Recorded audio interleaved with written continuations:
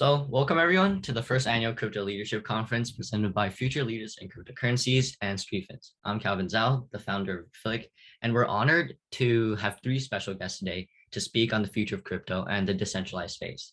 So next, I'll be passing it to Samuel Lee, FLIC's second co-founder. Thank you, Kevin.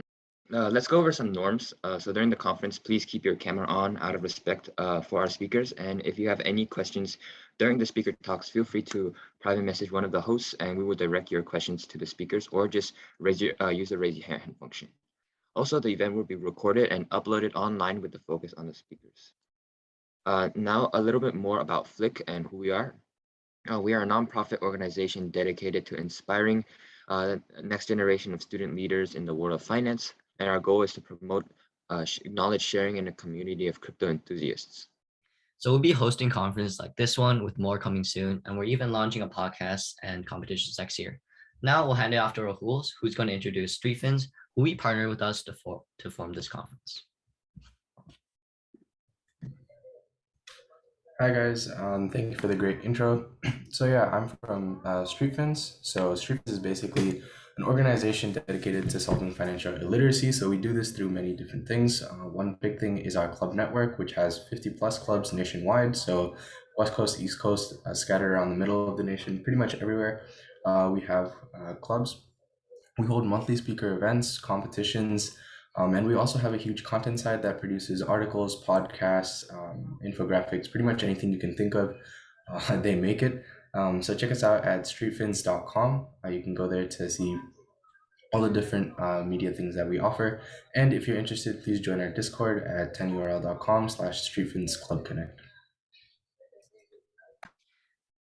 So in just a few minutes, we'll be introducing our first speaker, who is from a very special guest for us today. So take a quick 5-minute break and we'll rejoin at around 9:25 for the speaker events to begin. Thank you. So welcome back, everyone. I'm Riley Gu, the Vice President for Clubs for FLIC, and I'm super excited to welcome our first speaker for the conference, Ron Hammond from the Blockchain Association. He's the Director of Government Relations and has worked as a lobbyist for the Token Taxonomy Act and other acts along with it. All right, awesome. Thanks, Riley, for that intro. I really appreciate it. Well, first off, again, thanks everyone for taking time to chat. I know it's on a Sunday, so it can be tough for some folks. So I really appreciate it, especially early in the morning for you guys on the West Coast as well. I'm on the East Coast, obviously here in DC. So appreciate you guys taking the time. It's awesome to see groups like this, especially at the high school and college level, really get interested in this space. I'm going to give a little bit of background about myself and, kind of talk about what the issues at hand here in DC. And I'm happy to answer any questions if anyone wants to kind of ask about politics as well as the role in the crypto space, because it's definitely an really exciting spot right now. So a little briefly about myself here. I used to, actually I'm from Dallas, Texas. I actually started a finance club at my high school. It was a pretty small high school, like all boy prep school down there, but surprisingly didn't have a finance club. And so that's where I kind of got into that space and really started to lead that at my school. So that's why groups like this are really, really important, because it's kind of the foundation of, meeting a lot of folks, but also getting your feet wet into a really exciting space.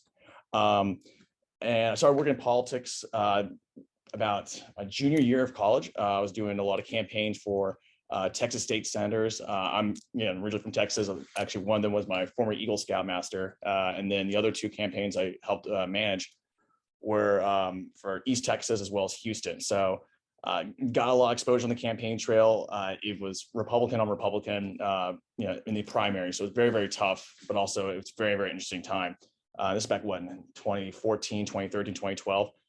So I took a semester off school or a couple semesters off school to work on that. Won all those campaigns and ended up getting a job in DC, actually through a congressman from Houston. So packed up my stuff, moved over to DC, and worked on Capitol Hill for him as what they call a staff assistant. So pretty much like the base lowest level, the person that you call at your congressional office, odds are you're probably talking to that person. So I was a guy who had to listen to all those calls and talk back, which it's still very exciting, but also very interesting, especially when it's things like healthcare, gun rights, stuff like that. Like there's a lot of hot topics. So it's a really good way to get immersed into a lot of conversations. But of course, most of the time when someone's calling a member of Congress, it's usually not because they're happy. So that was a very exciting experience. And during that time when I was on Capitol Hill, I actually worked or went to school at night at Georgetown. So I transferred over there, finished up my degree while I was working on Capitol Hill. And then didn't really get too much involved in Georgetown, but got the degree. That's all that matters. So and I focused more on liberal studies as well as emphasis in finance and politics, because that's a really interesting realm. Because politics, as I'll describe in a second, really can you touch everything pretty much, and when it comes to all issues ranging from the post office to agriculture to healthcare to finance and cryptocurrency. So I knew for the longest time that I wanted to be on the Financial Service Committee. I really wanted to work for a member of Congress who really dealt with finance issues, because as much as I love doing like education policy and stuff like that, I thought the real fun stuff was definitely in finance. And so, in politics, a lot of the time you're learning on the fly too. I mean, there's just so much going on in the space. And so, a typical congressional office, for example, only has about 10 staffers in DC. And so of those 10 staffers, 3 or 4 of them are the ones that cover every single policy issue underneath the sun. So, so my job when I first was working for Pete Olson from Texas was covering pretty much the easy stuff, because I was pretty lower on the totem pole. So that's like agriculture stuff, a little bit of energy, because it's oil and gas huge down in Houston. And then eventually got moved over to the guy who replaced John Boehner, Representative Warren Davidson. And so he's Ohio. I have no Ohio ties whatsoever, but it's Capitol Hill, so just a couple offices down the hallway. And that's where I really started getting into the cryptocurrency issues. Warren Davidson, again, like I said, replaced John Boehner. And at the time, for a lot of members of Congress, it's a very territorial thing. So let's say, you want to come to Congress, you want to work on an issue. A lot of times someone else is already working on said issues and they don't want you to take it away from them. So it's like a turf war almost. And so a lot of the issues that he wanted to focus on was capital formation, raising money, venture capital stuff mostly. But it turns out a lot of members are already doing that. And so he was kind of looking around saying, well, what do I do now? And one of the chairman of the committee just jokingly said, like, hey, look, you should look at this cryptocurrency thing. This is 2017, during the 2017 ICO boom.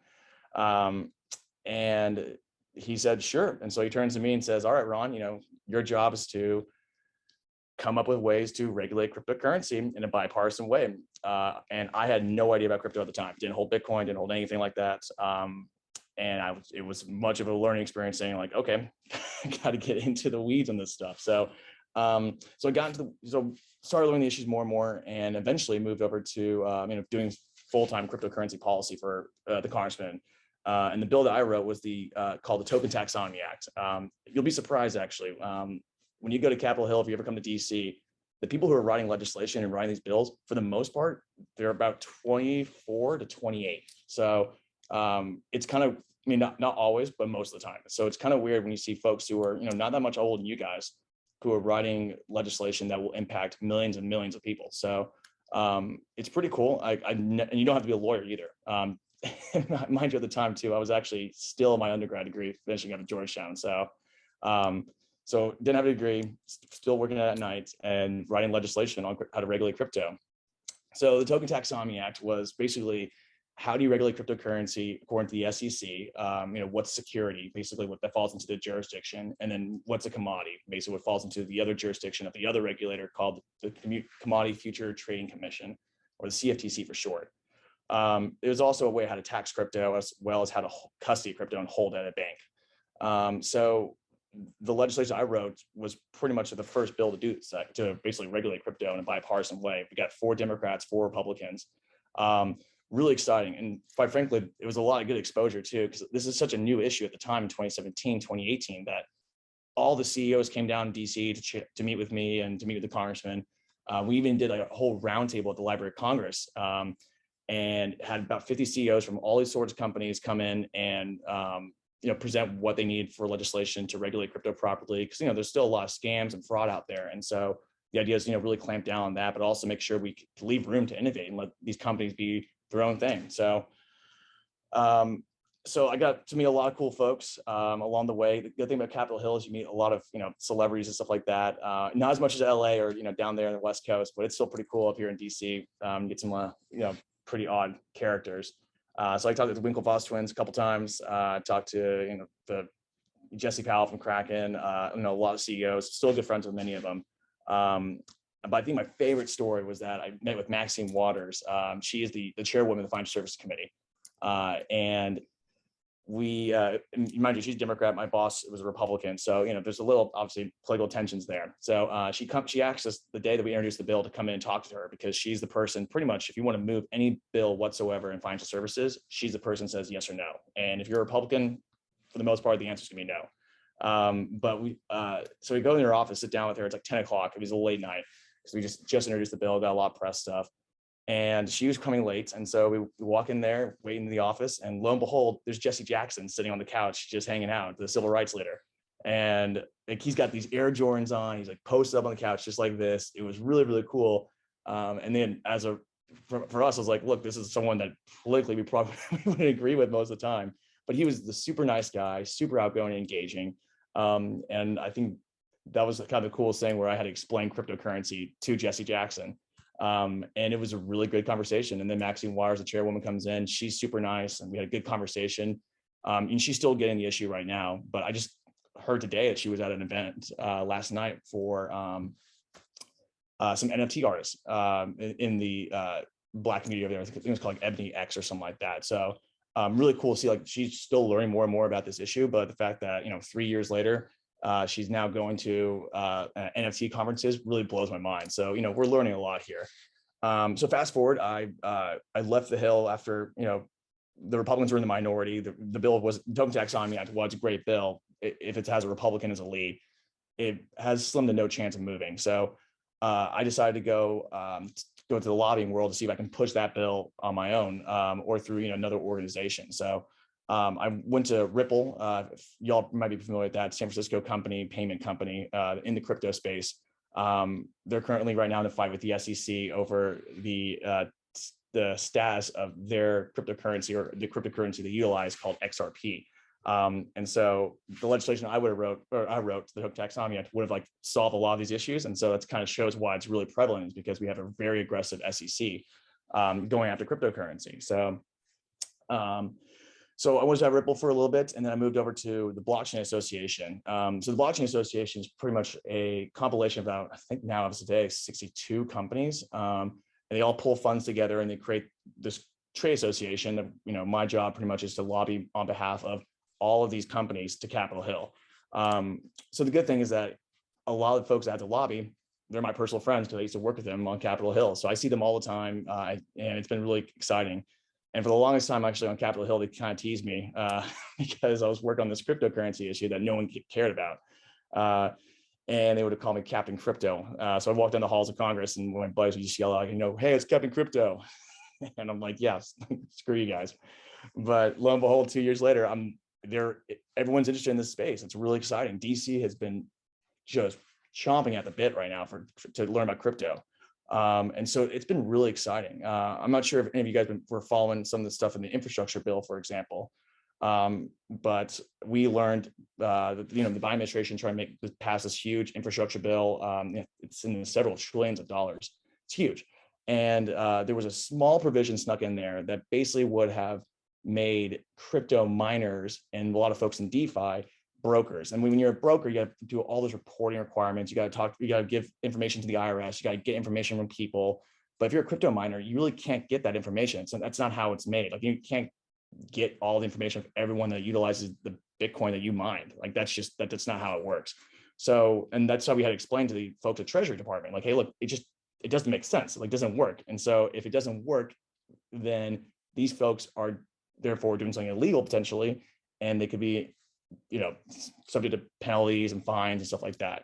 So if you're a business, why would you risk that in the United States and just go elsewhere? Because it's really easy to pick up and move your mining equipment, especially after China banned all mining recently. So we had to get together, and mind you, for crypto lobbyists, there's 5 of us. And so it was us, my friends over at Coinbase, their lobby team, and then Square, and this think tank called Coin Center. So it was the 4 of us, I guess Ribbit Capital, it's a venture firm, 5. So the 5 of us were all in this group chat, and we were working day and night just trying to get this small word tweaked, literally 3 words out of 1,000, almost it was a 500-page bill. We were just trying to change 3 words. And we were getting a lot of pushback. And we had folks like Elon Musk weigh in. We had a lot of CEOs from the crypto companies weigh in. And he got a lot of press. It was really, really exciting. Now, unfortunately, we had a bipartisan amendment to fix it from the senator from Oregon and the senator from Wyoming and Pennsylvania. So we had all lined up. We had the votes. We were ready to go to change this provision. We had 60 senators who were on board to vote for the amendment. And then one of the members of Congress decided to follow former President Trump's bidding and try to stall the infrastructure bill as long as he can. And so Chuck Schumer, the senator head of all the Senate, said, all right, screw it. If you guys are trying to stall this bill, I'm going to have no amendments. And there were dozens of amendments. One of them was our amendment to fix the crypto provision. And so unfortunately that failed. And then we had a one last chance to get that fixed. And basically all we had to do is get all 100 senators to agree on that amendment. And the Democrats said we were good. And unfortunately, one of the Republicans said, I don't want to have this amendment voted on, because if they get their amendment voted on, one of my amendments didn't get a vote and I want to vote. So it was kind of like a stingy turf war thing again. And so that mentality unfortunately killed that bill or that amendment, because one senator wanted to vote on his amendment since they were voting on the crypto amendment. So, and his amendment wasn't even related to infrastructure. It was about military spending. So, and mind you, during this time too, we had 62,000 calls to the Senate offices, which I feel so bad for the Senate staff, but it was a lot within a couple of days. So unfortunately, that's now kind of moved over to the House, and now Speaker Pelosi is going through a little bit of drama in politics right now, trying to move that bill. But unfortunately, that provision's there. But in terms of the media, we got a lot of great coverage. So it's been really, really exciting. But kind of taking a step back here on the politics side here, because politics and crypto, again, it's been really, really exciting. But there's been so much going on. One thing that I'm kind of harp to a lot of folks here is that it's a very exciting space, but we got to make sure we get this right. And so, the United States led when it came to internet policy a long time ago. That was Bill Clinton. He and Al Gore, actually more Al Gore than Bill Clinton, but Al Gore led this initiative to make the United States the future of the internet. And think about a place like Silicon Valley and San Francisco, where they got all these tech jobs now who are located there. And that's because of the work in DC, and that said, like, look, at the time, the internet was utilized mostly for things like porn and legal stuff. And so a lot of folks in DC were saying, why do we want to support something that enables, bad things like porn to happen? That doesn't make sense. We should kill this thing. And that's the kind of mentality we're going up against here in DC. We got a lot of folks say, hey, look, this thing's used for ransomware. This thing is utilized to, pay bad actors. There's a lot of hacks. Why do we want to have something like this in this ecosystem? I'm not saying they're trying to kill it completely, but they're definitely trying to clamp down in such a way that it really doesn't, innovate further. I mean, a lot of these companies now, actually, I was talking to one of our companies 2 days ago, and get this, they said that they have to geofence certain countries that they can't either comply with, or like the regulatory environment's bad.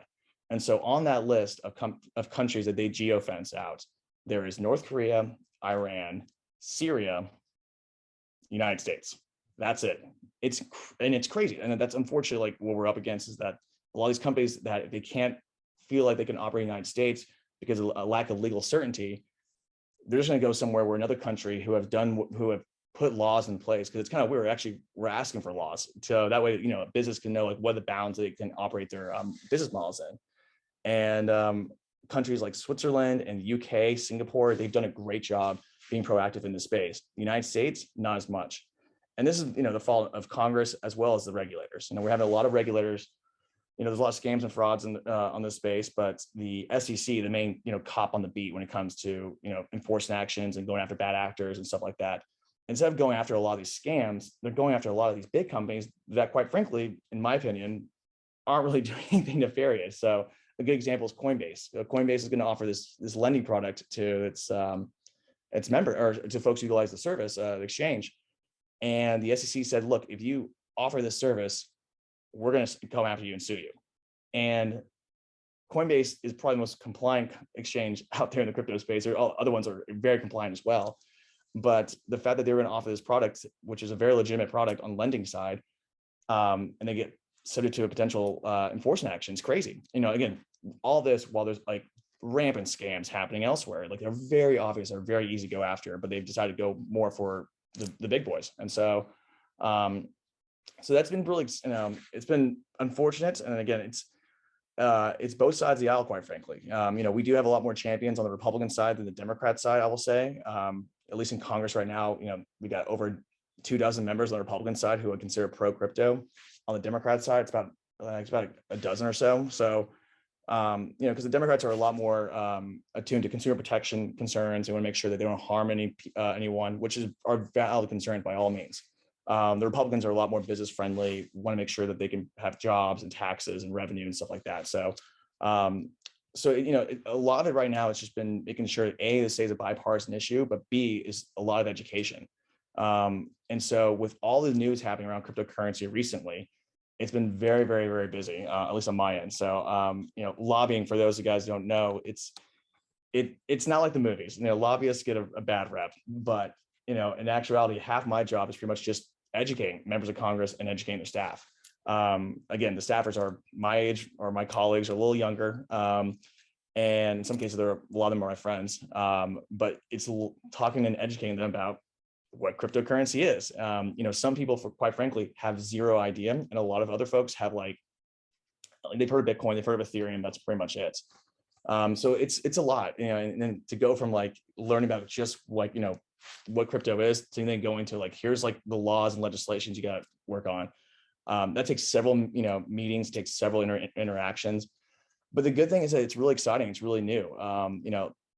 We do fundraisers sometimes, like stuff like that for members of Congress, but for the most part, just more educational. And so I think this week I was presenting in front of the House Agriculture Committee, because you wouldn't think it, but how Congress works, the Agriculture Committee has some jurisdiction over regulating cryptocurrency. It's weird. But then there's the House Financial Services Committee that has a lot of jurisdiction over cryptocurrency. Then you have Homeland Security and ransomware and stuff like that.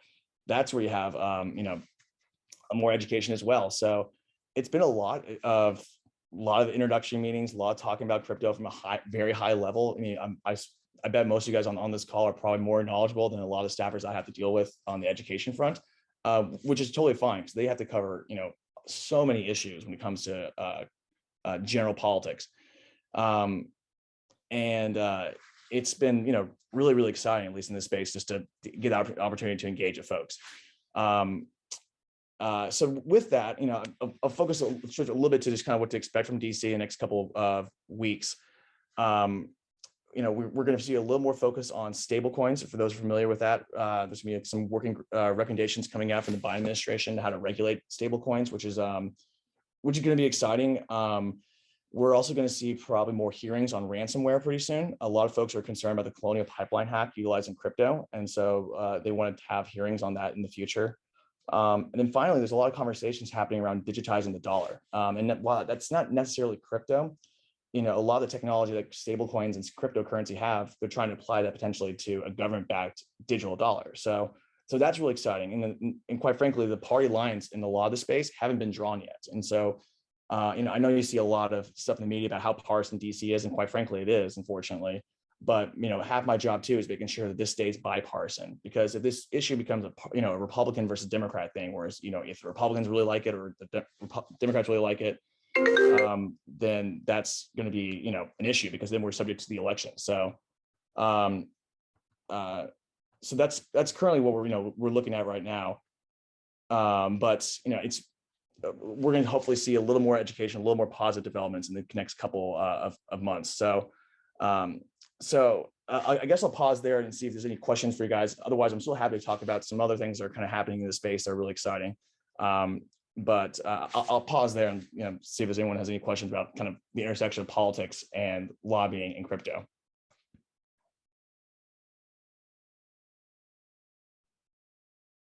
Yeah, so we had one question from the chat. So it's what's your view on government regulation of cryptocurrency, and what might its effect be on specifically the market and traders?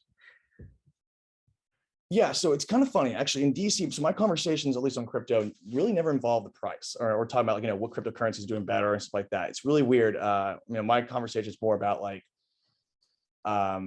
how cryptocurrency is, being regulated and stuff like that. Like, it's really boring conversations, quite frankly, but we're not talking about individual tokens or anything like that, unless we're talking about usually XRP sometimes comes up because that's the SEC lawsuit. When it comes to government regulation, by all means, we actually embrace it. It's kind of weird. A lot of folks believe, cryptocurrency started off in this like libertarian space, the idea that there should be no government regulations whatsoever. Whereas we believe, hey, look, if it's going to be in the next financial, realm and stuff like that, it's going to be the next major digital asset, major asset class out there, then it needs to be properly regulated. Because proper regulation leads to things like the Bitcoin ETF that we saw this week. But the problem is that, we want to make sure it doesn't go way too much and kill the entire market. Because, there's a lot of issues that, are currently in our financial system. That's what cryptocurrency is here to solve. But as we saw, with things like settlement cycle, for example. So, if you want to transfer money to your bank account, you'll see it takes 3 to 5 business days sometimes. Whereas cryptocurrency, you can do like that instantly. And so there are laws and regulations built around things like the 3 to 5 day settlement cycle. So we have to make sure we change the old laws to fit cryptocurrency, but at the same time, be like, look, in some cases, it's very similar to, things that are out there right now, but in other cases, it's sometimes very, very different. So, and we need to write new legislation or regulation to adapt for it. So these are the kind of, questions and problems that we come across all the time. And thankfully, I have a policy team. So I have a lot of people, quite frankly, who are smarter than me who come, think about, the best ways to regulate. And my job pretty much is to, I'm going to say sell it, but pretty much just go to Capitol Hill and say, like, look, this is how it should be done. And, there's a lot of times where it's very consistent messaging. Everything's, going well for, you can say, in terms of education, but then all of a sudden you get something like Facebook trying to get into the crypto space, and that derails everything. These things, there's, I would call them I wouldn't call them toxic brands, but they're pretty close to that. There's these brands out there and companies that do not, either both sides of the aisle hate them, or, one side really hates them versus the other. So think of like NRA, think of the Planned Parenthood. But there's one group that both Republicans and Democrats hate, and it's Facebook. And so I was on Capitol Hill actually when they announced that they were going to launch the Libra project, or the Libra Association. And that was that was Facebook's like first foray into crypto. And the idea is that you can utilize their cryptocurrency or their stable coin for payments throughout the Facebook network, Instagram, stuff like that. And they're going to have a lot of vendors like PayPal, Visa, MasterCard, Stripe, utilizing a lot of their the tech as well. But immediately, huge backlash from Republicans and Democrats, because Facebook is at the time, especially when they first announced their launch, this is during the Cambridge Analytica days. This is during the election meddling concerns that were during the Trump administration. And so both sides say, look, Facebook spreads misinformation and they don't really seem to care too much, in our opinion. Why the heck should we have them now not only, do digital advertising, stuff like that, but now they're going to be in finance? Like, we don't want that at all. And so there's this narrative that formed called keep big tech out of finance. It's been pretty crazy to watch, because there was some news this week, for example, and this kind of shows like I had to be very much adaptable to, what's happening at the time. But Facebook had rebranded. They had this wallet called Navi, and they basically made an announcement that they were going to be potentially relaunching their stablecoin pretty soon. And within 6 hours, the 5 Democrat senators sent a letter to Facebook saying, like, no, you're not. There's no way this is going to happen. We do not think that they should be in any realm of finance. And so this is kind of the issues too, is like when both sides of the aisle hear a company that's getting to the space, they want to really regulate it just to make sure that Facebook can't get into the space, which makes my job all the more harder. And Facebook's not one of our members, but I have to, deal with the political winds like that, while also taking into account, like, look, we want regulation. We just don't want to go too far, because that's when you kill it. And a good example of regulation going too far is China, 100%. I mean, they pretty much banned it entirely. And by no means the United States is going to do that. We've seen a lot of innovation flight, and a lot of those miners from China, again, are coming over to the United States, and they're utilizing, instead of coal in China, that was like the cheap power source to power all their mining rigs. They're utilizing renewables. So the hydro, wind, solar, all over the country, they're utilizing clean energy to mine crypto. So it's great for everything. It's a win-win for the United States, but it's a win for the environment as well.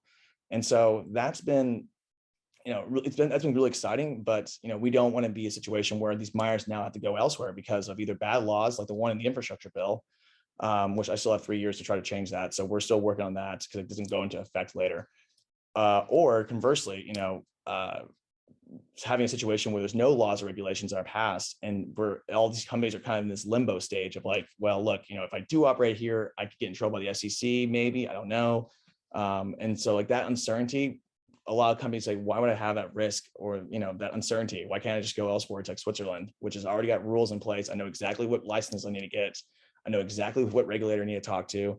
If I'm doing anything bad, like it's pretty obvious, like, who will come after me. If I'm doing something good, I just need to check in with the regulators or, whoever to make sure I'm, following all these disclosures and stuff. So those companies prefer that kind of certainty rather than no laws or regulation. So again, it's kind of weird, but my realm is more advocating for laws and regulation, not the opposite. So, so that's been, really exciting. And again, I'll harp one more thing too, is, especially in this like tumultuous times with, politics, how divisive everything is, it's really, really tough to stay bipartisan. The banks are a good example. Even right now, all the banks are pretty not well liked on the Democrat side of the aisle, and even on the Republican side of the aisle, quite frankly, they're not too well liked. But definitely on the Democrat side, way more hate for the banks because they're thinking about the 2008 financial crisis, for example. So, so I don't want to have a situation where crypto becomes into that element, where we fall into, one party versus the other.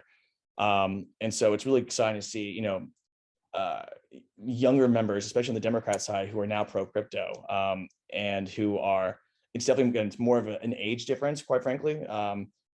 A good example of a bill that I worked on before crypto was marijuana banking bill.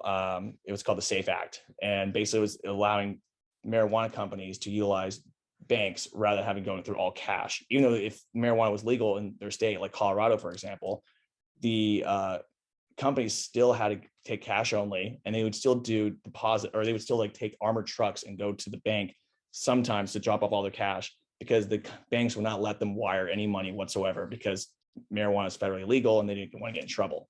So this law basically just said like, look, we won't come after you. You won't get in trouble. You can take, money from marijuana companies and have them deposit at your bank. And was a huge, huge bill. But the problem is that no one really could get over the marijuana issue, and on both sides of the aisle, more on the Republican side, quite frankly. So we had the situation where we had the older, grumpier Republican members being like, no, this is going to help marijuana. So like, we're going to go no on the votes. Whereas, I was working for a Republican, but he's kind of younger. Him and all the guys below the age of 50 were like, look, marijuana's not bad, but this also isn't about marijuana. It's more about just like having banks being able to properly, take money from their customers. And if their customers so happens to be a marijuana company, that's fine. They shouldn't discriminate like that. And so it was a generational thing. And we're starting to see that right now in Capitol Hill, where a lot of the newer members know crypto or have some idea of crypto, and they're really excited about it. But the older members of Congress, more on the Democrat side on this one, they are not too open to it. Like, well, I've known finances for 60 years, and why should we have to change this thing that I don't understand?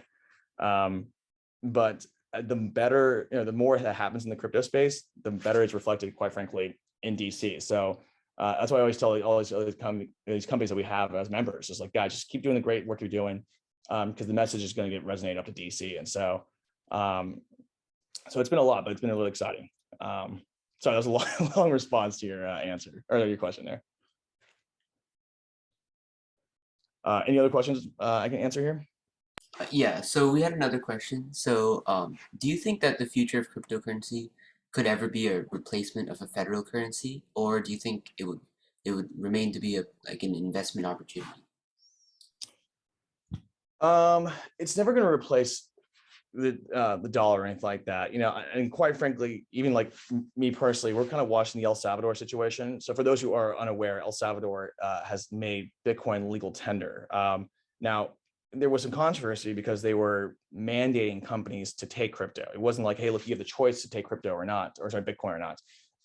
The leader of the country said, no, every single business will take Bitcoin as payment, at least for the way that Bitcoin was envisioned, and especially the way we view kind of freedom here in the United States. We don't believe you should mandate someone to force them to take crypto payments. I don't think that's right. I think that the idea is like, look, if they want to, that's great, by all means. But you know, at least right now, I think everyone's still going to be operating with the U.S. dollar. So we're going to be seeing how this, I call it an experiment. We're just going to see how it works in El Salvador. But I think you will see is kind of what I talked about earlier, is the digitizing the dollar. So kind of the combination of the technology that's made crypto great and combine that with the United States dollar. Now, unfortunately, this might be a partisan issue. We're kind of seeing that more and more now, and the Boston Fed's going to come out with a report pretty soon, kind of highlighting some issues because number one is privacy. You know, do you want if there is a digital dollar, there's going to be a digital record of every single transaction that you had. And it won't be at a private company, it's going to be at government. Now, the question is, and this is kind of where the party lines are kind of drawn here, do you trust the government enough with your financial data and being able to see all your transactions? You know, could this lead to a case where we see the government banning certain transactions or going after you for transacting, you know, with the US dollar and stuff like that? So, you know, but then on the other hand, you're going to have some folks say, look, you know, having this traceability at the government's good because we can, you know, find bad actors, we can find people who are, you know, drug dealers and stuff like that. You know, if they're able to, if they're taking payments, you know, it's kind of hard to track an individual dollar bill in cash. But if it's digital, there's a record. We can find out exactly what happened and know who's behind it and stuff like that. So that's kind of where the issue is. And Congress is going to have to decide if they're going to want to approve that or not, or let the private sector just have stable coins. And so I think it's still going to be a couple months out till, you know, we have more fleshed out conversations. But I think you're going to see a lot of articles coming out probably next 2 or 3 weeks on this topic, and especially after this report comes out from the Boston Fed. I do think the Democrats are kind of leaning towards yes for a digital dollar, and the Republicans are kind of starting to lean no for the digital dollar.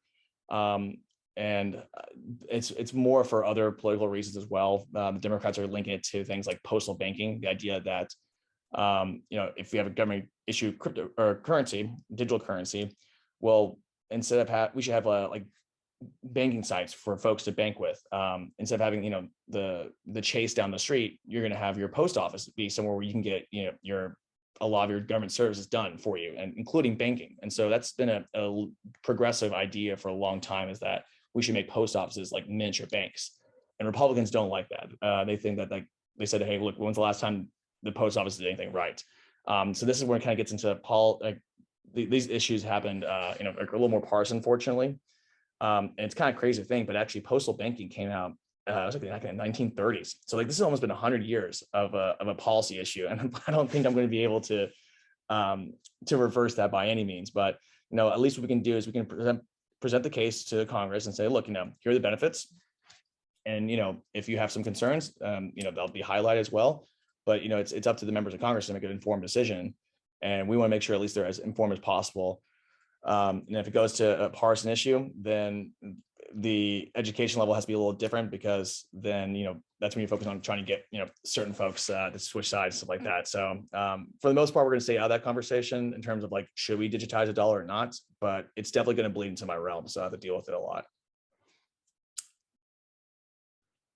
I see a question here. What are the different ideas for taxing crypto? Will mirror the current tax levied on investing in stocks? Yeah, actually, this is kind of been an issue right now, is taxation of crypto. And actually, to be completely honest too, I know for a fact the IRS is going to come out with some guidance pretty soon on this topic. So this is something that we've been working with them on. Right now, you know, I'll kind of take more of a step back here and talk about the infrastructure bill again, because I was more on the tax side. But right now, we're seeing the Biden administration is pushing this huge effort to for the infrastructure bill, and it costs, you know, trillions and trillions of dollars. So the money has to come from somewhere.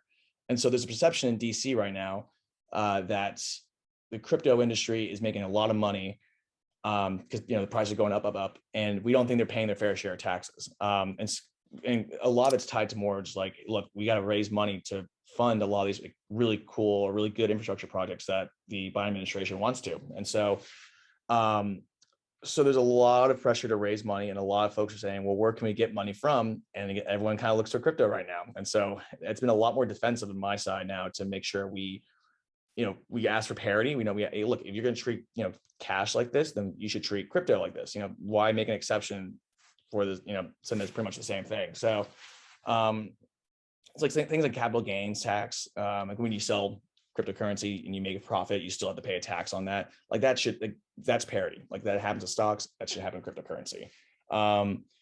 So, and that already is on the books. And so that's not a rule we have to truly change or anything like that.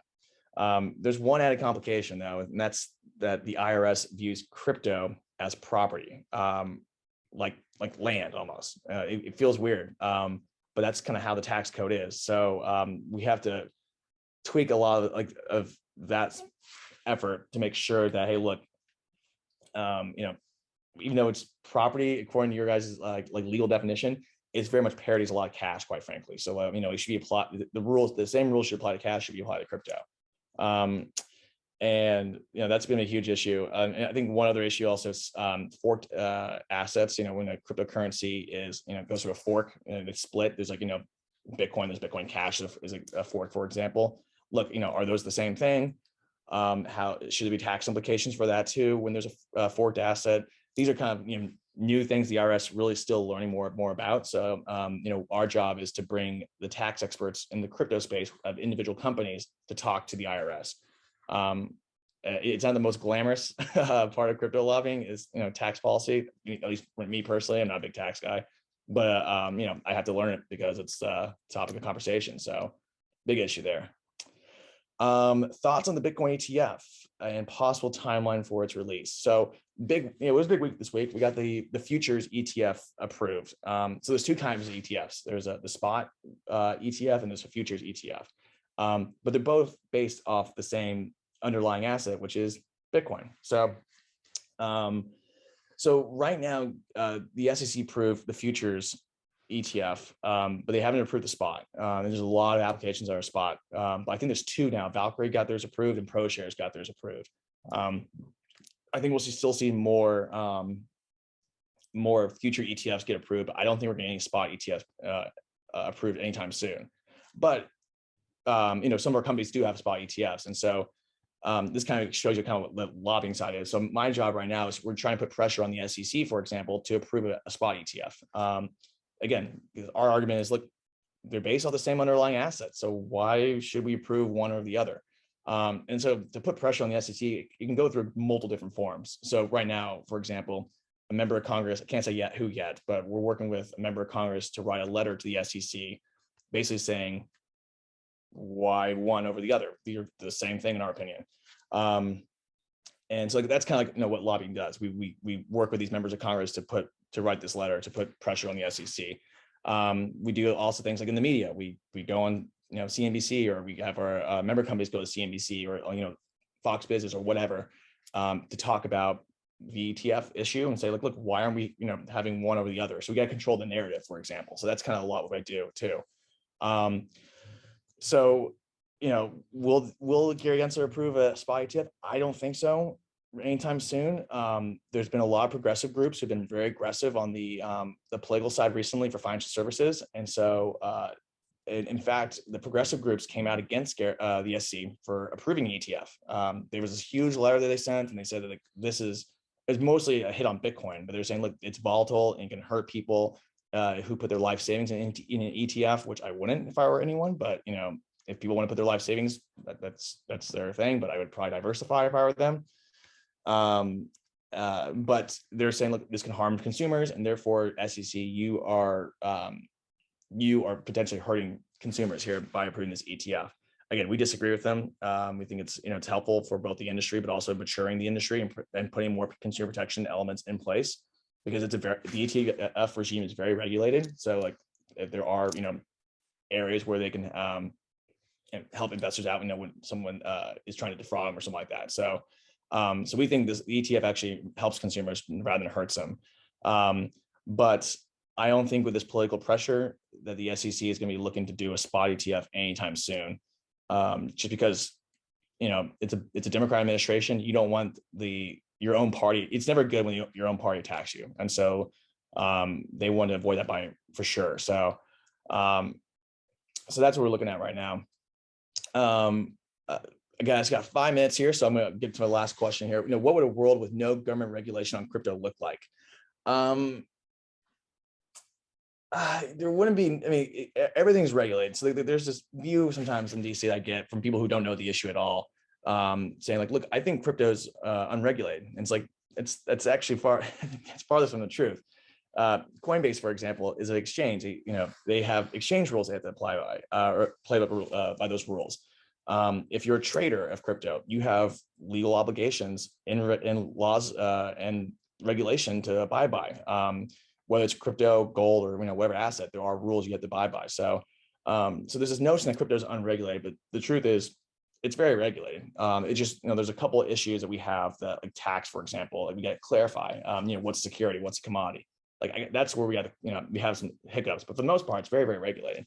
But I think in a world of no regulation, I mean, I can't really think of a country that's really like not regulating anything, because again, it's still traditional finance. But either you see either outright bans, or you just see, which again, it's like China, where you see a lot more open to innovation. There is a thing called safe harbor. This is something that one of the SEC commissioners is leading up, but the idea basically is like, look, if you're a crypto company, we'll do a thing called safe harbor, where you have 3 years or so to like develop your cryptocurrency. You work with the regulators. We won't come after you, but you have to talk to us all the time. And that way, after the end of 3 years, you have like a very well regulated product that has, the approval, like, hey, look, this can help protect consumers, but also it's a good, investment or what have you. So Singapore has been leading those efforts. But there was actually some legislation introduced 2 weeks ago to basically do what Singapore did, but here in the United States. I don't think it's going to go anywhere, unfortunately. It was a Republican who introduced it, didn't have any Democrat supporters, so that bill's dead. But the idea out there is like, look, you should be working with the regulators, not against them. And that's my approach too, is, we want to make sure that we are, working together, in either whether it be a bipartisan way or with the regulators, because it's always good to have communication with them. Otherwise, you could find yourself in either in trouble with the law, or you can find yourself in court or what have you. So, and no one wants to do that. So it's always better to have a regulated space. But again, that allows for innovation to happen, because this is the United States. Everything's regulated. So you'd be surprised when it gets regulated these days, but I think it's important as an industry for maturing and such. So yeah, that's what we're looking at. But I'll end it there since I'm running low on time here. But I want to say again, thanks again, guys, for hosting me. The clubs like this are really, really important. Again, when I started the finance club when I was in high school, crypto clubs are just as important. But feel free to reach out to me anytime. My email is ron@theblockchainassociation.org. I'm always happy to, if you're always looking for internships on Capitol Hill, or if you're looking at internships at companies, I'm always happy to help out on that front too. But feel free to reach out, regardless if you even want to chat too. I'm always happy to chat as well. And if you're in DC, feel free to hit me up, and we can always grab coffee and chat. So, but with that, I'll leave it there. But I really appreciate you guys taking time. And Calvin, thanks again for organizing this. Yeah, thank you, Mr. Evans, so much for like such a wonderful talk. I think we had a lot of great perspectives from it. So, we'll stay in touch. So thank you so much once again. Have a great day. And on behalf of everyone at StreetFins as well, thank you very much for this great opportunity. Okay, thanks, guys. Next up, we're gonna have Jimmy Lenz. He's a visiting professor at Duke University, and we'll take a short break and then we'll rejoin, and he'll be there to present. Hi, I'm Vinay Lalwani. I'm the VP of Finance at FLIC, and our next speaker is the Director of Financial Technology and Cybersecurity Master's Programs at Duke University's Pratt School of Engineering. I'm pleased to introduce to you Dr. Jimmy Lenz. Hello there. How are you all? Doing great. It's good to be here. Thanks for the offer. I always appreciate the chance to speak with people who are interested in the cryptocurrency space. As you can see, I'm pretty active in a lot of the things that I do in that space, and so it's always fun to be able to talk to people. But also, it's kind of cool to hear questions from people from different backgrounds and who are thinking about things in a little bit different way. So, if you'd like, I can give you a little bit of my background on how I came to this point. So, my background is actually not in technology per se. I started my career as trading equities and derivatives. a long time ago on the West Coast, and I really enjoyed more the electronic and the programmatic side of things. So as computational power started to increase, I became more and more interested in the electronic and algorithmic side of trading. And so I've always really enjoyed applying technology to finance and thinking about things in that manner. And so as my career progressed, I always embraced it. And sometimes it was for things that worked out really well, and sometimes it was things that didn't work out terribly well. But I've always enjoyed kind of exploring technology and thinking about things in a little bit different way, so that I can, so I could go out and, think about, how else would you solve a problem? It's kind of like I always am asking my students, okay, well, how I solved this problem, how else can I solve this particular problem, whether it's a machine learning problem or a fintech problem or whatever. And so that's how I kind of came to this. I was introduced to cryptocurrencies, to the first one, Bitcoin, back in probably 2013, 2014, so a long time ago, by a guy in college, an undergrad, who said, he knew my daughter, he was a friend of one of my daughters, and he said, hey, I know you've been in finance a long time and you're doing different things. What do you think about Bitcoin? And I didn't really pay any attention to it. And so I went, visited her again at college, and he asked me again, he said, what do you think about Bitcoin? And, we're doing all this stuff and he's changing all these things, and like, okay, this guy's getting kind of annoying, but I'm going to check out this whole idea of Bitcoin and blockchain. And when I started reading about I read the white paper, and when I started reading about the technology and things like that, I thought this has a lot of really cool implications.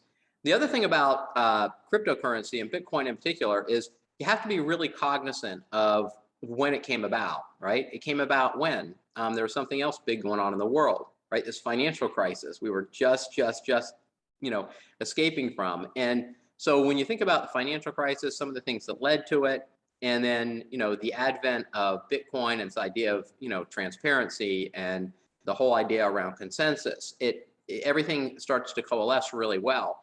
And so I thought, well, this could solve maybe a lot more problems. And obviously a lot of other people kind of thought the same thing. And so when I started looking at it, and I always look at it from the technology side, not really the cryptocurrency side per se, because I was fascinated by that, and we already had currencies, fiat currencies, derivatives on currencies, all those kinds of things. It's like that part wasn't quite as interesting at the beginning to me. It was more, how can we use this to solve different kinds of problems? And so I started looking into it. I did some research into it when I was still in industry. And then when I left industry to come back into academia, I thought about it a lot more, and I was talking about it a little bit. And the university I was at asked me to teach a course in blockchain. And there's this saying that professors have, that you never learn any subject as well as when you're going to teach it.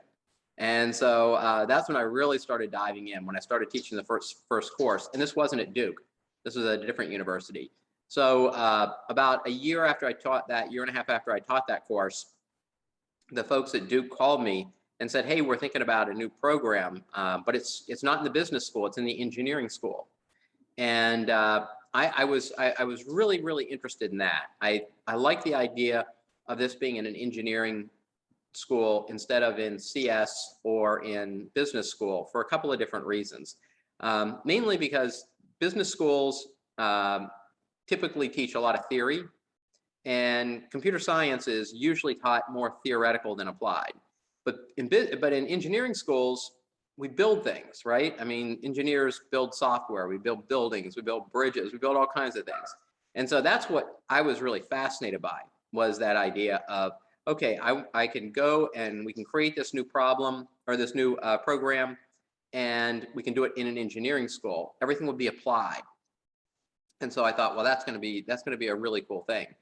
And so we did it. We launched the first blockchain course before the program was finished, and students just loved it.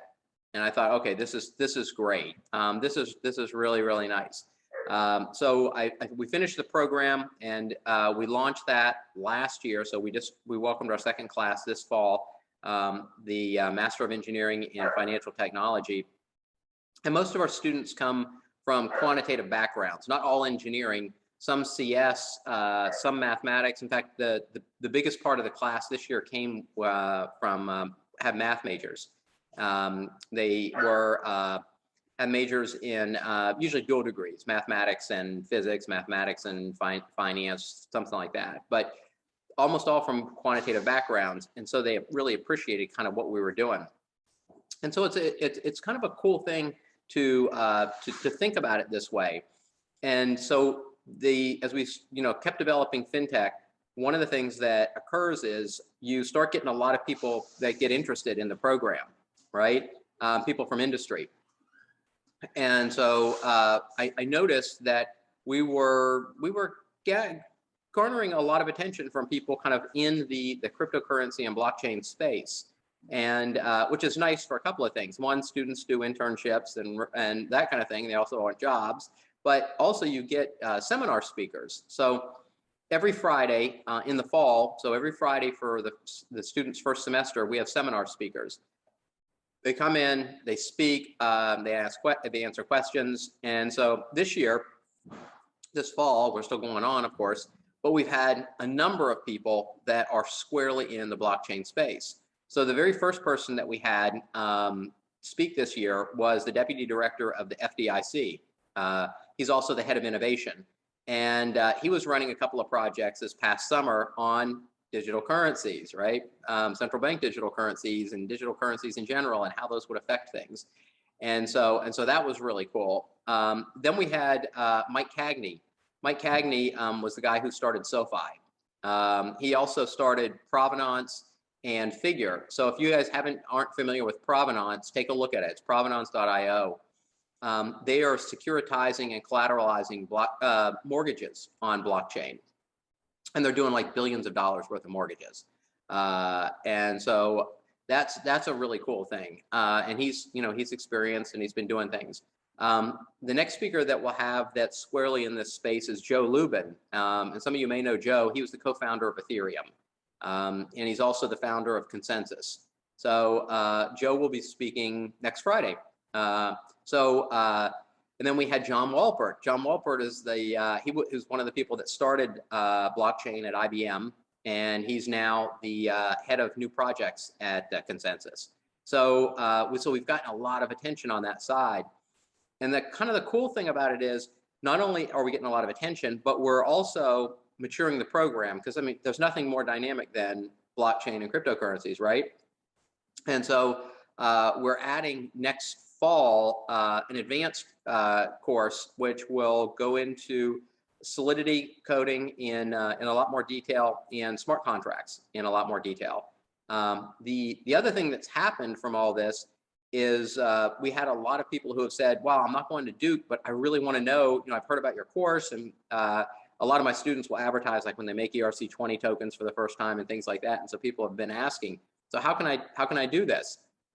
And so I started a Coursera course for Duke last year.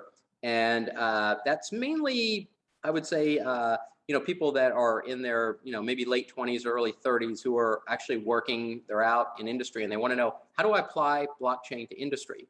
And so they're already, working in financial services or insurance or healthcare or wherever. And they're asking, or they're looking to apply this. And so I developed this Coursera course, which is really similar to my my Duke course on blockchain, how you apply it. And so I'm seeing more and more interest in the technology and in the cryptocurrencies and things like that.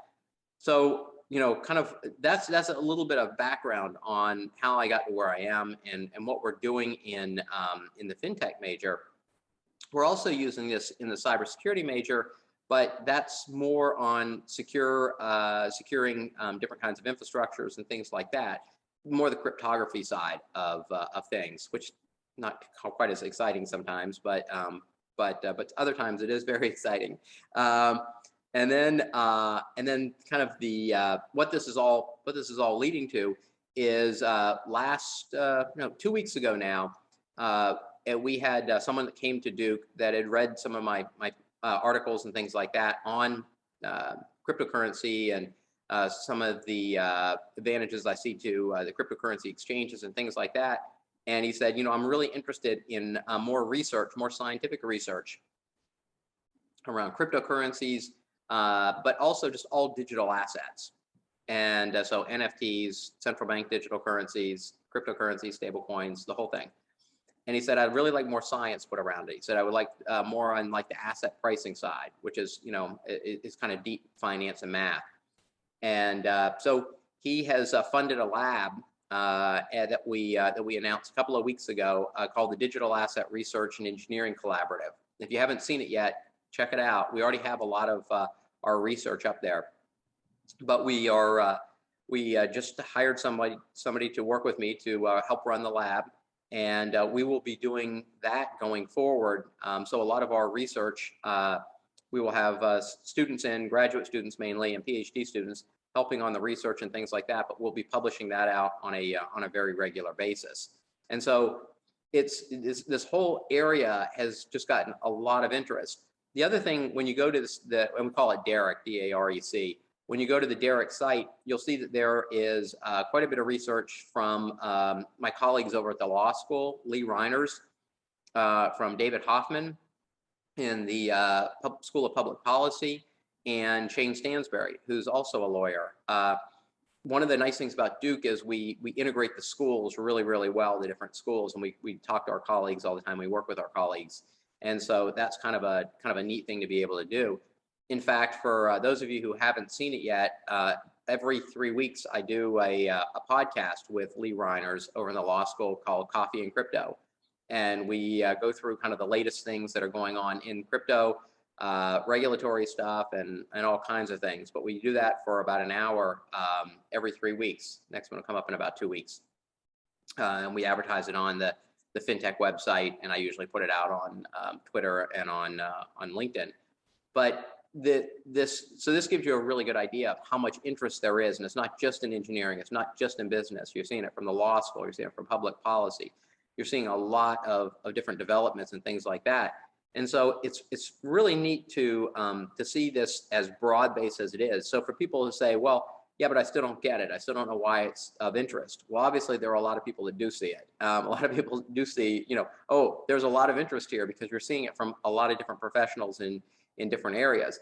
The other thing that I'm doing is I work with the folks that are developing the baseline protocol, which is permission blockchains for the most part that use zero knowledge proofs. Those are being embraced a little bit more by large businesses. And so far we've had companies like Ernst & Young that have signed on to it, and Microsoft has signed on to it, and SAP has signed on to it, a bunch of big companies like that are starting to explore using baseline protocols. So seeing some really cool things out there.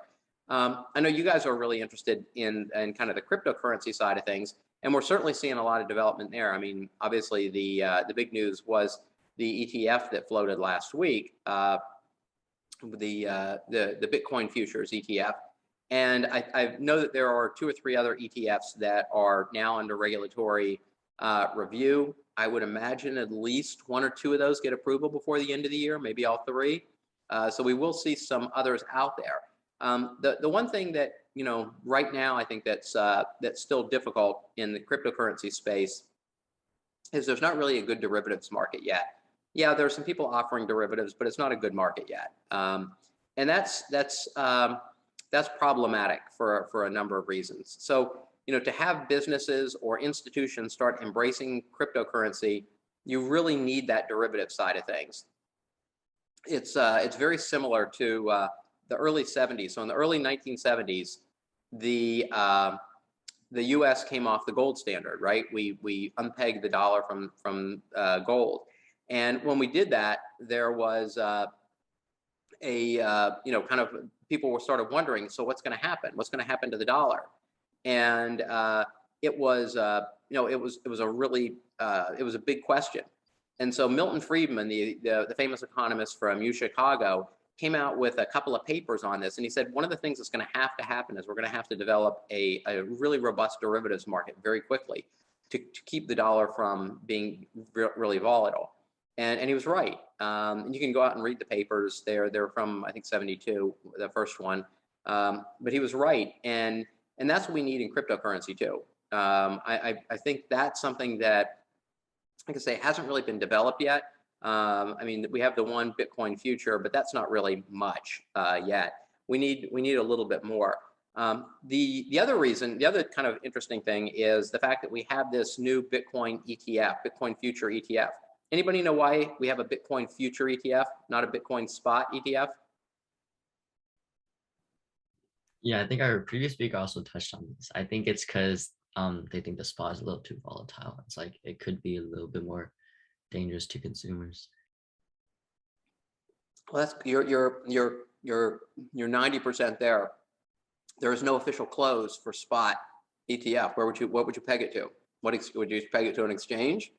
A future has an opening and closing price, and that was one of the big regulatory concerns with approving Bitcoin is, so what's the price?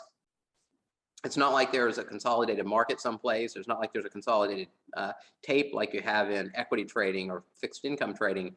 There is no price. There is no central price.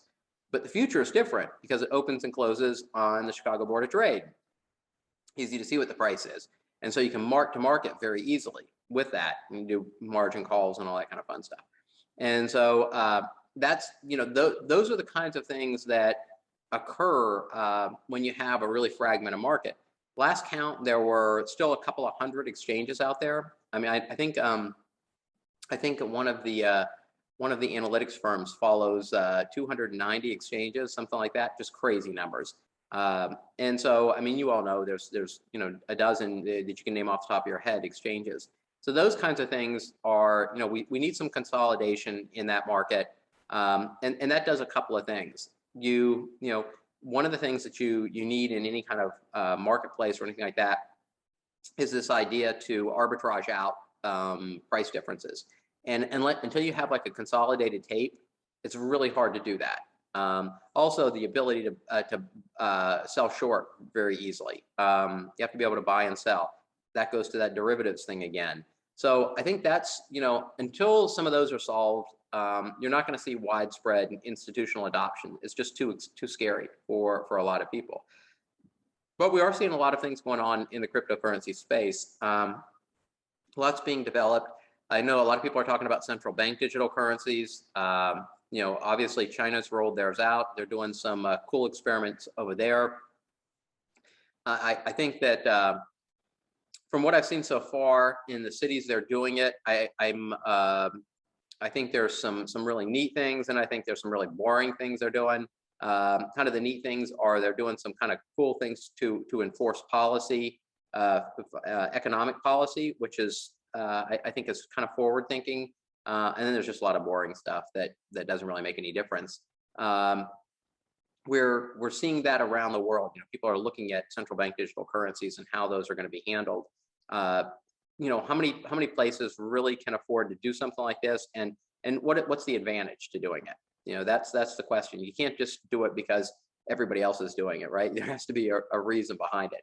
And so we're starting to see in the United States, the Boston Federal Reserve Bank is doing a lot of work in that space.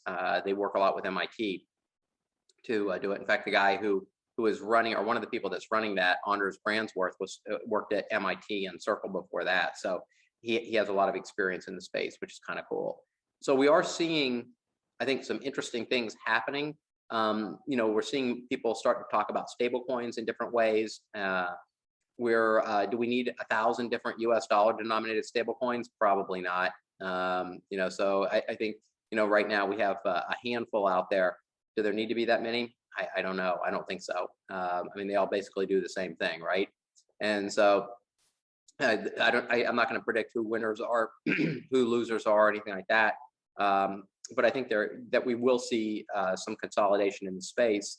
The other thing I think that's on the kind of on the horizon right now that I wanted to mention. I wanted to leave a couple of minutes here for questions too, is kind of the rise of the DAO, right? We're starting to see DAOs become a little bit more, I mean, they've been around for a while, but we're starting to see them become a little bit more active. We're certainly seeing more news around DAOs. And so that's very different, right? A stable coin and a fiat currency, that's not hard for people to understand. Central bank digital currency is very similar to fiat, not hard for people to understand. A DAO is a very different story, right? There's never been anything like this really before.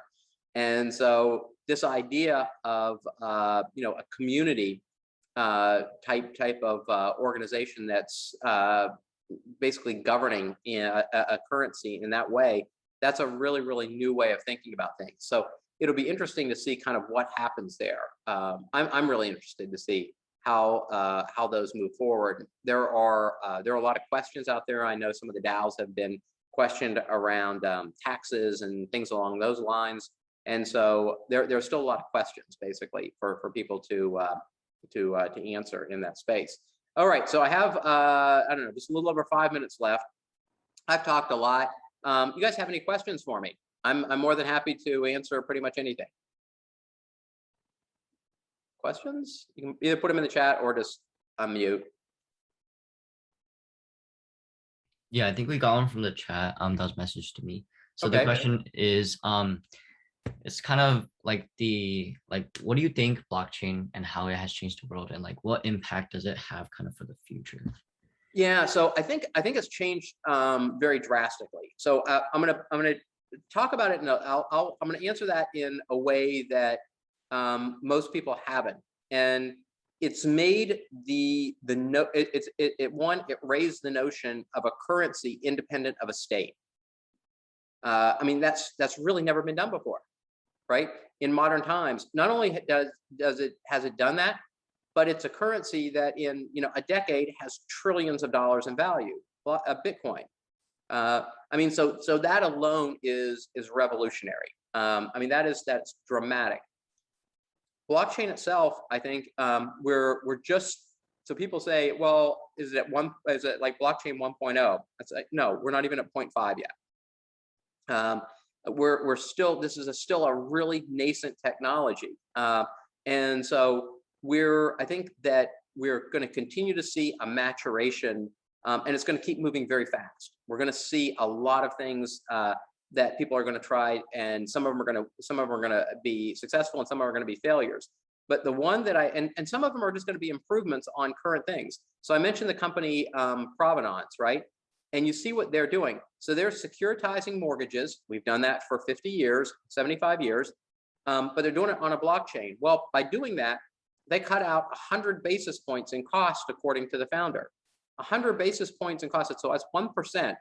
In an environment where mortgages, a 30-year mortgage is at 3%, 1% is a lot of money. They've cut that much cost out, and and it's because they've been able to automate a lot of the processes and things like that. I think we're going to continue to see that kind of thing occur in the future. I'm very positive about a couple of things. I think we're going to see more fractionalization take place. So it's going to allow the retail investor to participate in things they haven't in the past. Retail investors, and it's not just in the United States, it's all over the world, have had fewer and fewer and fewer investment options in the big scheme of things. Blockchain offers the possibility of them once again being able to participate in the market in a very different way. We're seeing that through DeFi right now. And I think it's a really positive thing. That will continue to mature. I saw a couple of other questions in the chat here. How does a robust derivatives market reduce volatility? Great question. So think about it this way: if I'm a company that operates internationally, and I know that I'm going to receive a $10 million payment for something I sold. So say in January, I'm going to receive a $10 million payment. Well, that's $10 million today.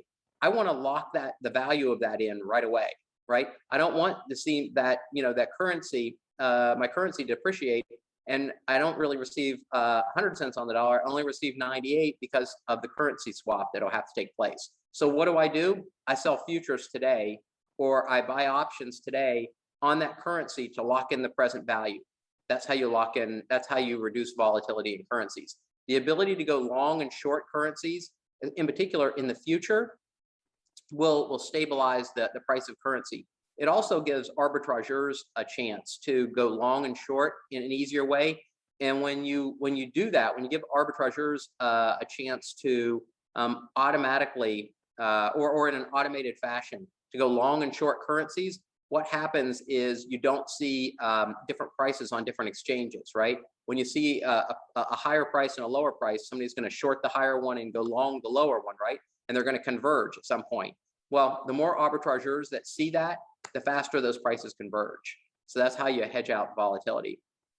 Does that mean you're anti-government regulation on crypto? Oh, I knew somebody was going to ask that question. Anti-government? No, I'm not anti-government. I'm for smart government regulation on crypto. If they're going to regulate it, I want it to be in a well thought out and well-informed fashion. I think just like a lot of things, there's going to have to be some sort of regulation around crypto and some of the things that are being done.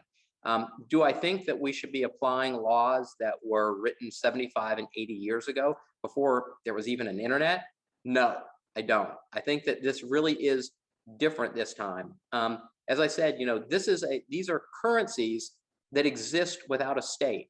That's never been done before. When people say, well, people always say it's new this time. This time it really is new. So I'm not anti-government regulation, but I am for very informed regulation. And so I have spoken to people on the Hill, and I've offered to talk to anyone, to talk to any groups, to provide any kind of instruction we can. To date, nobody's taken me up on it. So I'm not holding out a lot of hope, but I'm sure there are regulators out there. There are individual regulators that are reaching out to us at Duke, but I haven't had too many legislators do that. But there are individual regulators that are reaching out to us. And so I do have a really good feel about that. I think we need to get more legislators. So if any of your moms or dads are legislators, tell them I'm more than happy to talk to them, give them whatever instruction they need. But I really think that's where it needs to come from, because some of the laws that are some of the things that are being proposed right now could very easily, I think, cause people to think twice about doing things here in the United States and moving offshore. Remember, these are all virtual, right? You don't have a factory set up in Sacramento or anything. You can move things virtually pretty easily. And so that's kind of the last thing we want to see. Is we don't want to see anybody go offshore to continue development, in particular in an area like this that has so much growth potential. Hopefully that answered your question. Any other questions? I know we're at time's about up, but I'm happy to answer. And I'm going to do this too. If you guys if you guys think about it, or if you have any other questions, feel free to send me. Connect with me on LinkedIn or on Twitter. Those are super easy to get. I'm always looking at those. But I'm also going to give you my address at Duke. And you feel free to drop me a line. I'm always happy to talk to people. Check out the Derek website. That's a pretty cool thing. And then also Crypto and Coffee. You guys are welcome to join that. It's as I say, it's a podcast we do, but we have a live audience. So we also record it. We have a YouTube channel for the FinTech YouTube channel that has all that stuff on it. But we're always happy to have new people join. And we have people just drop in, guests that'll drop in.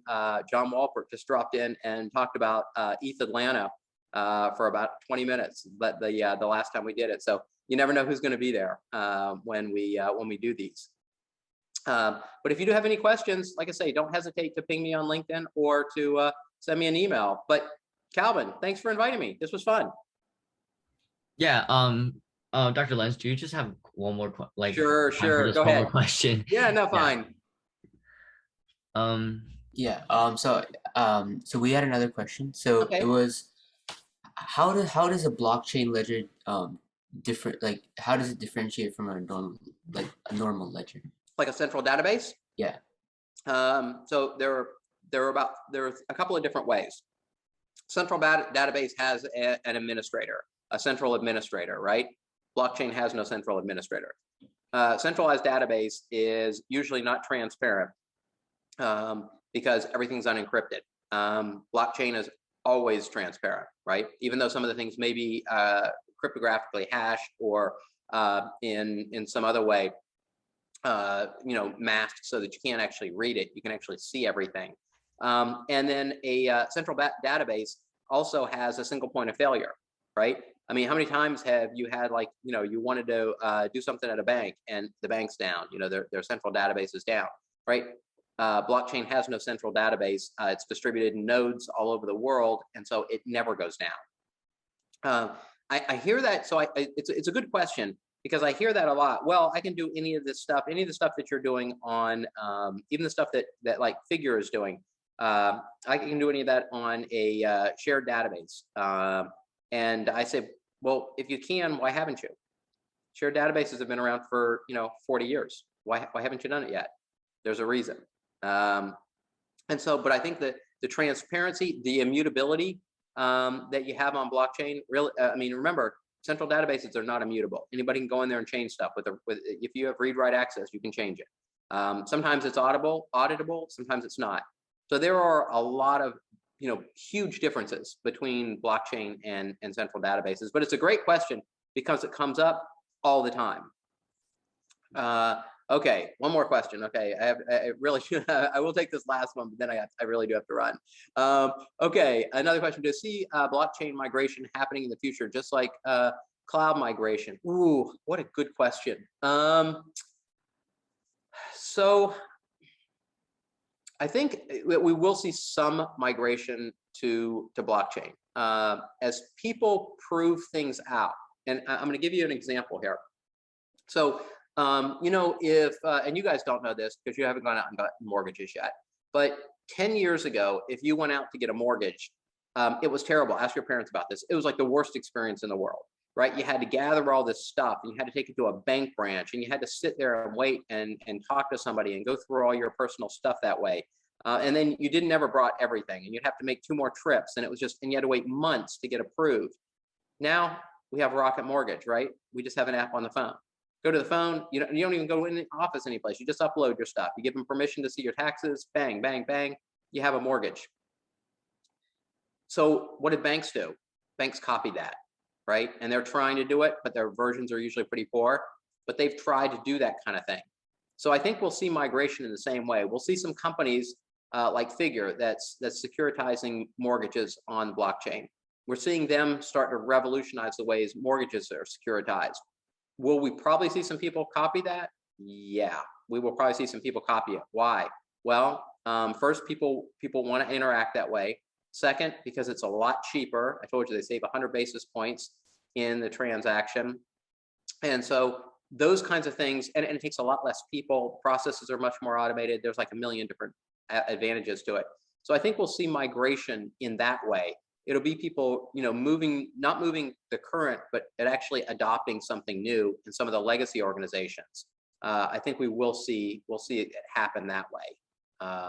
So with that, again, thanks very much. I'm more than happy to entertain any of your other questions. And like I say, don't hesitate to reach out on LinkedIn or Twitter. I'm always happy to answer things that way. You guys have a good day, and it was great talking to you. Yeah, thank you so much for such a wonderful talk and taking your time. So yeah. All right, bye now. Yeah, so at the moment we're just gonna transition to the concluding part of this conference. Would just like to say once again, thank you everyone who stuck around for the past few hours just discussing like crypto in general, and we hope you gained a lot from it. So if you're interested in like our organization FLIC or Streetfins, here's some things you can look forward to. So you can first create a chapter, for example, whether that would be at your school, at a college, anything like that in general. And basically what happens when you create a chapter is you get access to our full 20-week curriculum in which you can teach other students about cryptocurrency, blockchain, and all these things. So you can go to Join FLIC. You can go to joinflic.org. register a club, and we'll send you the curriculum once your application is approved. Also, you can join our Discord at bit.ly/FLIC Discord, or you can follow us on Instagram at joinflic. All these slides at the end of the conference will be posted to your emails. So if you don't catch these links, we'll always have the chance to look at them later on. So now I'll hand it off to Rahul, who will talk about some important things about StreetFins.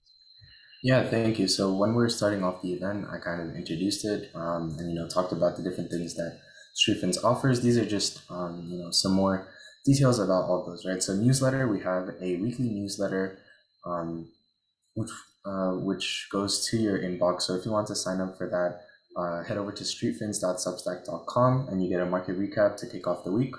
We also have a podcast on pretty much every single podcast platform there is. It's hosted by our founder, Rohan Gupta, and he talks with industry professionals about all things finance. So that's nkfi.re/FS podcast. So check that out, or you can just simply search up Finance Simplified. You should be able to find us. Next up, articles. We have hundreds of articles with new articles coming out every single week written by high school students just like you. So the point is to kind of simplify the topics so that you're not hit with a bunch of jargon and complicated topics. Instead, we take whatever they're talking about, simplify it down so that students of all experience levels would be able to understand it and take away the main points. So please do head over to streetfins.com to check that out. We also have a Discord server with around 250 students on it from all across the country. So if you want to join that, tinyurl.com/streetfins-club connect. That's kind of long, but hopefully you guys remember it. Take a screenshot of this page or something so that you have all the links. And then finally, we have social medias. Just make sure to follow and like our Instagram post at StreetFins for a chance to be featured. We do a lot of different things. We have posts about our articles. We have posts about upcoming speaker events, just like this one, competitions. We also have just other opportunities for our followers to get involved. So please do check out all these different things so that you can also learn more about finance. So thank you to everyone. Like Calvin mentioned, thank you to everyone who stuck around, and hopefully we see you guys again in the future.